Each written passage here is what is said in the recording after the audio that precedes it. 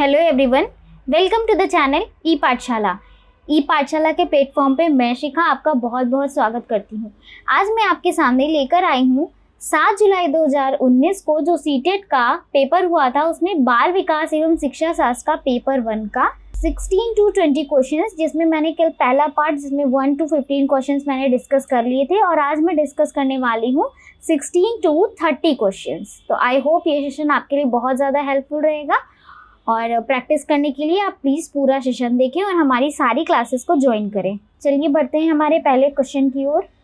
प्रगतिशील शिक्षा में बच्चों को किस तरह से देखा जाता है? ए, सक्रिय अन्वेषकों के रूप में, खाली स्लेटों के रूप में, छोटे वयस्कों के रूप में या फिर निष्क्रिय अनुकारकों के रूप में। तो प्रगतिशील शिक्षा में बच्चों को देखा जाता है सक्रिय अन्वेषकों के रूप में, क्योंकि बच्चे जो है वो सक्रिय खोजकर्ता होते हैं, अपने ज्ञान का निर्माण करते हैं, इसलिए इसका सही आंसर होगा सक्रिय अन्वेषकों के रूप में। नेक्स्ट क्वेश्चन है, वह अवधि जो वयस्कता के संक्रमण की पहल करता है उसे क्या कहते हैं?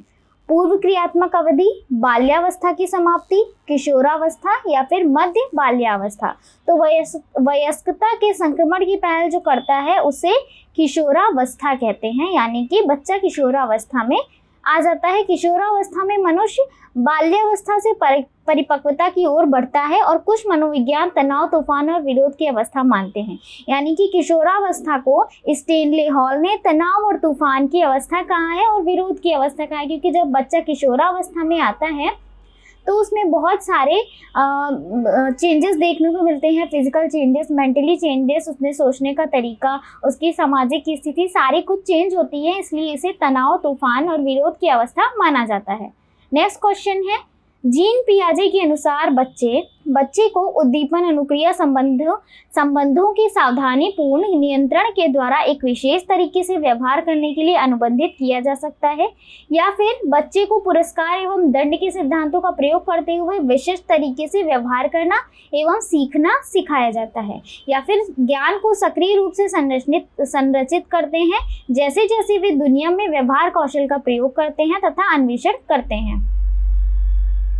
प्रेक्षणात्मक अधिगम की प्रक्रिया का अनुसरण करते हुए दूसरों का अवलोकन करके सीखते हैं। तो जीन पियाजे ने कहा है कि बच्चे जो हैं वो ज्ञान के सक्रिय निर्माता होते हैं, अपने ज्ञान की खोजबीन करते हैं, ज्ञान को सक्रिय रूप से संरचित करते हैं और जैसे जैसे वो बड़े होते हैं वो अपने व्यवहार कौशलों का प्रयोग करते हैं और बहुत सारे खोजबीन करके नई नई चीज़ों को खोजते हैं और उनके बारे में जानते हैं, यानी कि अपने ज्ञान को स्वयं संरचित करते हैं। नेक्स्ट क्वेश्चन है, चालक विकास की दर में व्यक्तिगत विविधताएं होती हैं, फिर भी चालक विकास का क्रम डैश से डैश तक है।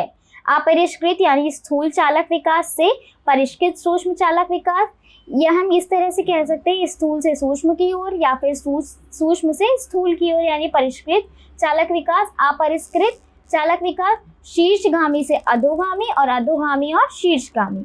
तो चालक विकास की दर जो है उसमें बहुत सारी इंडिविजुअल डिफरेंसेस होते हैं, फिर भी उसका क्रम कैसा होता है? अपरिष्कृत से परिष्कृत। जैसे कि एग्जाम्पल के थ्रू हम समझ सकते हैं कि जब बच्चा छोटा होता है तो उसमें बहुत सारी अशुद्धियाँ होती हैं, जैसे कि बच्चा छोटा होता है तो वो ठीक से बोल नहीं पाता, तुतलाता है, और जैसे जैसे वो बड़ा हो जाता है उसकी भाषा परिष्कृत होती जाती है, शुद्ध होती जाती है। यानी कि जो बच्चा है उसके विकास का क्रम जो है वो अपरिष्कृत से परिष्कृत होता है। नेक्स्ट क्वेश्चन है, खिलौने, पहनावे की वस्तुएं, घरेलू सामग्रियां, व्यवसायों एवं रंगों के विशिष्ट लिंग के साथ संबंधित करना क्या प्रदर्शित करता है? जेंडर सिद्धांत, जेंडर प्रासंगिकता, विकसित जेंडर पहचान या फिर जेंडर रूढ़िवादिता। तो इसका सही आंसर होगा जेंडर रूढ़िवादिता। यानी कि हम कहते हैं जो डॉल्स होंगी वो लड़कियां खेलेंगे, जो कार्ड्स होंगी वो लड़के खेलेंगे, स्कर्ट टॉप लड़कियां पहनती हैं, जीन्स और शर्ट लड़के पहन सकते हैं, लड़कियां नहीं पहनती। घरेलू चीज़ें, व्यवसाय और रंगों, यानी कि पिंक कलर लड़कियों का, ब्लू कलर लड़कों का, ये सारी चीज़ें जो है लिंग से जब संबंधित कर दी जाती हैं तो इसे जेंडर रूढ़िवादिता कहते हैं।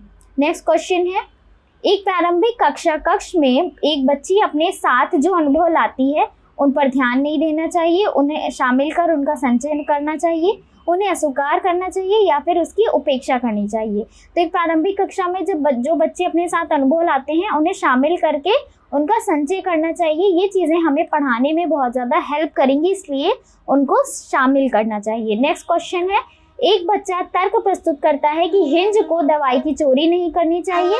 वह दवाई जो उसकी पत्नी की जान बचाने के लिए ज़रूरी है, क्योंकि यदि वह ऐसा करता है तो वो पकड़ा जाएगा और जेल भेज दिया जाएगा।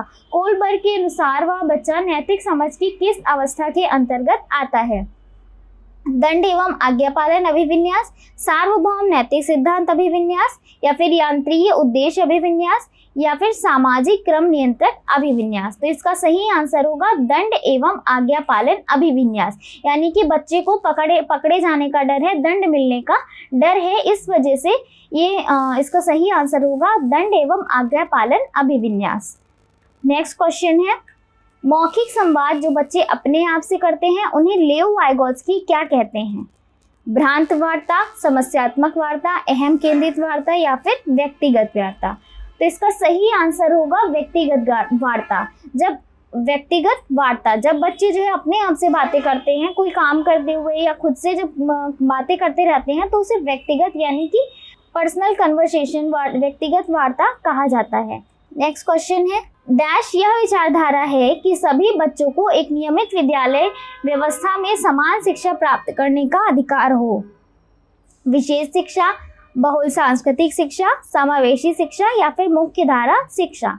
तो कहने का मतलब ये है कि सभी बच्चे, चाहे वो फिजिकली डिसेबल्ड हो, दिव्यांग हो, नॉर्मल हो, मंद बुद्धि के हो, जड़ बुद्धि हो, या बहुत प्रतिभाशाली हो, बहुत टैलेंटेड हो, ये सभी बालक को एक समान शिक्षा प्राप्त करने का अधिकार है। ये आता है समावेशी शिक्षा के अंतर्गत, यानी कि सभी बालकों का समावेश जिस कक्षा में किया जाता है उसे समावेशी कक्षा कहते हैं, और इसके दौरान दी जाने वाली शिक्षा को समावेशी शिक्षा कहा जाता है।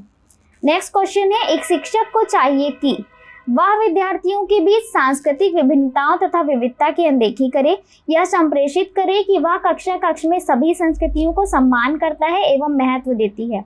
वह विद्यार्थियों के बीच तुलना को अधिकतम करे, वह विशेष संस्कृतीय समुदाय के बच्चों को बढ़ावा दे। तो एक शिक्षक जो है उसका कार्य है कि वो सभी संस्कृतियों को, चाहे बच्चा किसी भी संस्कृति का हो, सबका सम्मान करना है और सबकी संस्कृतियों को महत्व देना है। किसी विशेष संस्कृति को बिल्कुल नहीं महत्व देना है, ना ही तुलना करनी है किसी के बीच में, और ना ही अनदेखी करनी है किसी की भी बैकग्राउंड को। तो इसका सही आंसर होगा सभी संस्कृतियों का सम्मान और महत्व देना है। नेक्स्ट क्वेश्चन है, निम्नलिखित संरचनाओं में से शिक्षा का अधिकार अधिनियम 2009 किसकी वकालत करता है? पृथक्करण, मुख्य धारा शिक्षण, एकीकृत शिक्षण, या फिर समावेशी शिक्षा। तो 2009 में आरटीए एक्ट जब आया तो ये जो है वो समावेशी शिक्षा को की वकालत करता है, उसको समावेशी शिक्षा को बहुत अधिक महत्व देता है। नेक्स्ट क्वेश्चन है, बच्चों को कक्षा में प्रश्न पूछने की अनुमति नहीं देनी चाहिए, पूछने से रोकना चाहिए, पूछने के लिए प्रेरित करना चाहिए, या फिर पूछने के लिए हतोत्साहित करना चाहिए। तो बच्चों को कक्षा में प्रश्न पूछने के लिए प्रेरित करना चाहिए। वो जब क्वेश्चन पूछेंगे तो हमें पता चलेगा वो क्या सीख रहे हैं, किस तरीके से सीख रहे हैं और कितना सीख चुके हैं, तो हमें उन्हें प्रश्न करने के लिए प्रेरित करना चाहिए। नेक्स्ट क्वेश्चन है, निम्नलिखित में से कौन सी एक मुख्य प्रक्रिया नहीं है जिसके द्वारा सार्थक अधिगम घटित होता है? मुख्य प्रक्रिया नहीं है। निर्देश एवं संचालन, अन्वेषण एवं पारस्परिक क्रिया, कंठस्थीकरण एवं स्मरण, पुनरावृत्ति एवं अभ्यास। तो निर्देश और संचालन के थ्रू बच्चों को गाइडेंस मिलता है। अन्वेषण और पारस्परिक क्रिया से वो बहुत अधिक अधिगम कर लेते हैं। पुनरावृत्ति और अभ्यास से भी बहुत अच्छे से अधिगम कर लेते हैं। तो इसका सही आंसर होगा कंठस्थीकरण एवं स्मरण, यानी कि कंठस्थीकरण और स्मरण जो है वो सार्थक अधिगम का भाग नहीं होता। नेक्स्ट क्वेश्चन है, निम्नलिखित में कौन सा स्तंभ क के बच्चों को स्तंभ ख में उनकी प्राथमिक विशेषताओं के सही मिलान को प्रस्तुत करता है? हमें मैच करना है। तो प्रतिभाशाली जो होते हैं वो शीघ्रता से एवं स्वतंत्र रूप से सीखने की योग्यता होती है उनमें। अधिगम आवश्यकता के जो बच्चे होते हैं वो धारा प्रवाह पढ़ने में उनमें कमी होती है। और सृजनात्मक बालक जो होते हैं वो मूल संसाधनों के बारे में सोच सकते हैं। अवधान कमी, अस्वीकृता, व्यतिक्रम यानी कि ADHD, यानी कि ये आसानी से विचलित हो जाते हैं, इनके अंदर एकाग्रता नहीं होती, किंतु पढ़ने में ये बहुत ज़्यादा अच्छे होते हैं। तो सही आंसर होगा 4, 1, 2, 3। तो इसका सही आंसर होगा डी, 4, 1, 2, 3। नेक्स्ट क्वेश्चन है, बच्चे प्रभावी रूप से सीखते हैं जब वे श्याम पट पर अध्यापक के द्वारा लिखे गए उत्तरों की नकल करते हैं, वे विभिन्न गतिविधियों एवं कार्यों में सक्रिय रूप से भाग लेते हैं, शिक्षक कक्षा में होने वाली सभी घटनाओं व बच्चों को पूर्ण रूप से नियंत्रित करता है, वे पाठ्य पुस्तक में दिए गए तथ्यों को याद करते हैं। तो बच्चे प्रभावी रूप से तभी सीख पाएंगे जब वो खुद सक्रिय रूप से कार्य करेंगे, खुद सीखेंगे, खुद जो है गतिविधियां करके सीखेंगे। तो इसका सही आंसर होगा वे विभिन्न गतिविधियों एवं कार्यों में सक्रिय रूप से भाग लेते हैं, तभी वो अच्छे से सीख पाते हैं और इनका ऐसा ज्ञान स्थायी रहता है जो वो खुद करके सीखते हैं या कोई एक्टिविटी के थ्रू सीखते हैं। तो आई होप आपको ये सेशन अच्छा लगा होगा। आपके आने वाले सीटेट और टेट के लिए बहुत ज़्यादा इम्पॉर्टेंट है और आप सभी चीज़ों को अच्छे से समझें। आई होप प्रीवियस पेपर के बहुत सारे क्वेश्चंस जो हैं वो रिपीट होते हैं, तो आपके लिए बहुत ज़्यादा हेल्पफुल रहेगा प्रीवियस पेपर लगाना। और अगर आपने हमारे चैनल को सब्सक्राइब नहीं किया है तो हमारे चैनल को सब्सक्राइब करें और आपको CDP की और बहुत सारे अदर सब्जेक्ट्स की भी क्लासेस यहाँ पर मिलेंगी। आप हमसे जुड़ सकते हैं टेलीग्राम, यूट्यूब, फेसबुक और इंस्टाग्राम पर। Thank you.